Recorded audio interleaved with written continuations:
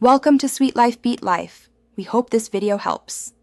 You start by assembling materials and making the first cuts. Use one green sheet for leaves and one brown for the trunk.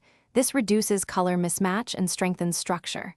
Measure and cut 1-inch strips for the trunk, stack strips to reach a sturdy thickness, then glue and press.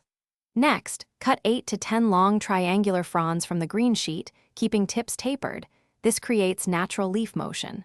Once done, align fronds so they graduate in length for a realistic. You now form the trunk and refine the fronds. Roll the brown strips tightly along their length and glue the seam. Compress lightly to create ridges that mimic bark texture. For each frond, score a central vein with the back of the scissors and fold gently to add natural curvature. This increases stability and visual depth. Once ready, attach fronds by gluing their bases around the trunk top in an overlapping radial pattern, ensuring longer fronds sit behind shorter ones for depth.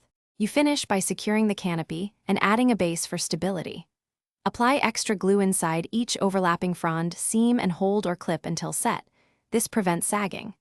Glue the trunk onto a cardstock circle or into a small pot filled with crumpled paper to anchor the palm. This keeps it upright.